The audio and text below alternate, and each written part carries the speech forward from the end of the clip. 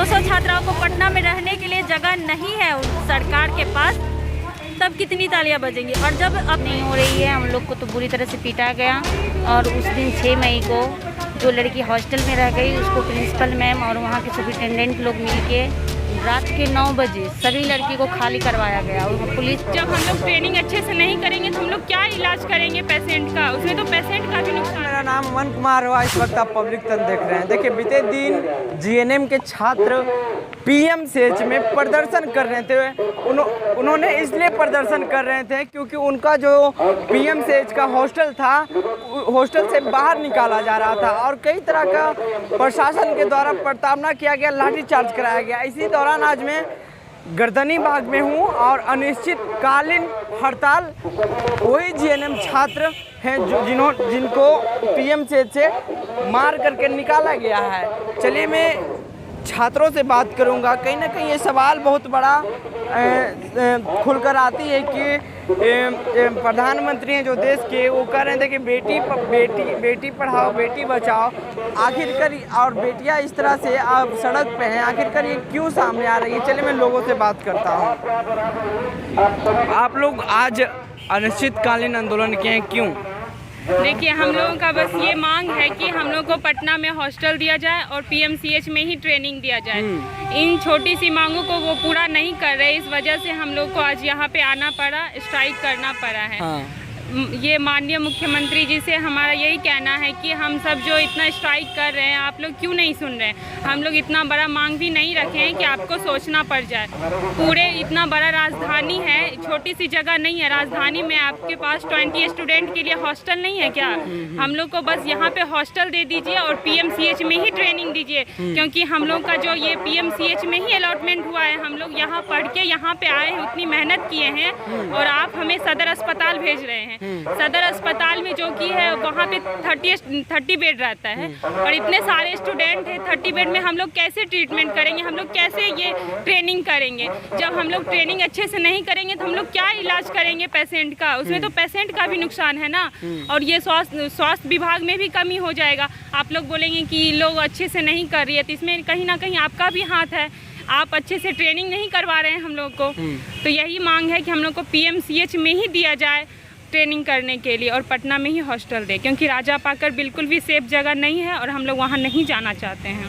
राजा पाकर जाना नहीं चाहते हैं। चलिए, और हैं, मैं उनसे भी बात करने की कोशिश करूँगा। क्या मांगे हैं, क्या कुछ मांगे हैं? हम लोग की बस यही मांगे हैं कि हम लोग को पटना में ही हॉस्टल दिया जाए और पीएमसीएच में ट्रेनिंग करना है।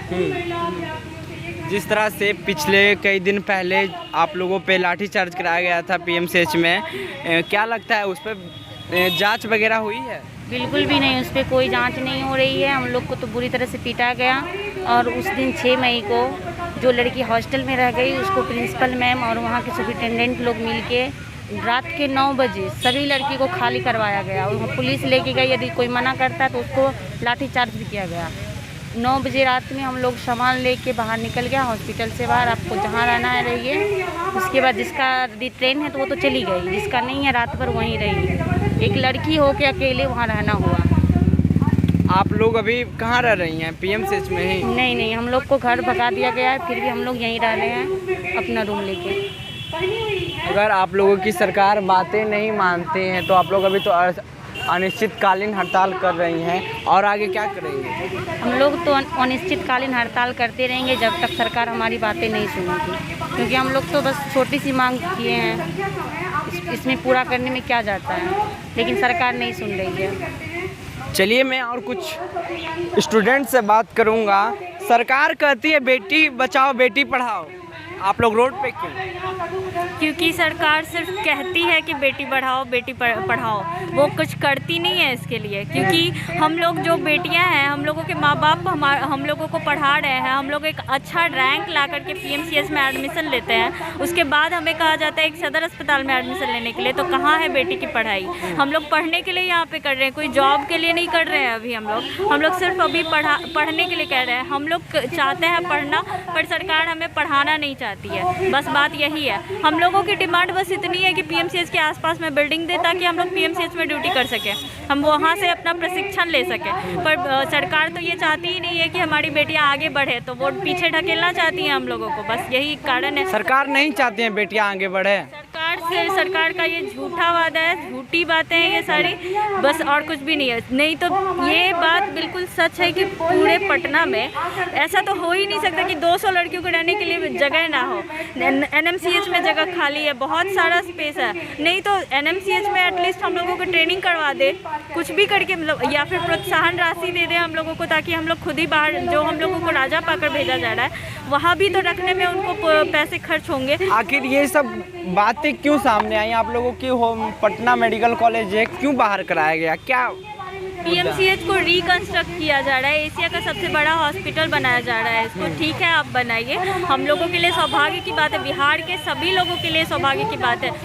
ये जो हमारे स्वास्थ्य मंत्री हैं, उन्होंने हमसे कहा कि जब वो मीटिंग में ये बोले थे कि पीएमसीएच को इतना बड़ा 5,500 बेड का एक अस्पताल बनाया जा रहा है, तो 2 मिनट तक तालियां बजती रही। मैं पूछना चाहती हूँ कि आप एक बार उसी मीटिंग में आप ये कह के बोलिए कि पटना में 200 छात्राओं को पीएमसीएच में ड्यूटी कराने के लिए 200 छात्राओं को पटना में रहने के लिए जगह नहीं है सरकार के पास, तब कितनी तालियां बजेंगी। और जब अपनी बात को छात्राएं रखने की कोशिश करती हैं तो उन्हें पीटा जाता है और उन्हें रात भर थाने में रखी जाती है। ये बात भी उस मीटिंग में बोली, उसके बाद देखिए कितनी तालियां बजती हैं। चलिए, जैसे कि आपने सुना इन्होंने क्या कुछ कहा, चलिए जैसे कि आपने सुना इन्होंने क्या कुछ कहा है। इन्होंने साफ तौर पे कहा है कि 200 बेड की हॉस्टल हम लोग को प्रोवाइड करें पीएमसीएच के ही बाहर, क्योंकि हम लोगों को दिक्कत होगी जो राजपक्कड़ भेजने का कर रहा, कहीं ना कहीं ये सरकार गलत कर रही है। और यह भी कहा है कि बेटियां को पढ़ाने के लिए सरकार नहीं चाह रही है। देखिए साफ तौर पे तस्वीरें, आप कुछ दिन पहले छात्रों को पीएमसीएच में किस तरह से लाठी चार्ज कराया गया था पुलिस प्रशासन के द्वारा। इसी बीच कई छात्राएं घायल भी हुई थी और उसका अभी तक कोई जांच नहीं हुआ, ये छात्रों के द्वारा कहना है। फिलहाल ये सब तमाम खबरों के लिए आप जुड़े रहें पब्लिक तंत्र न्यूज़ के साथ, और भी अपडेट देता रहूँगा। अगर आप वीडियो फेसबुक पेज पे देख रहे हैं तो पेज को फॉलो करें, अगर आप वीडियो यूट्यूब पे देख रहे हैं तो चैनल को सब्सक्राइब करें।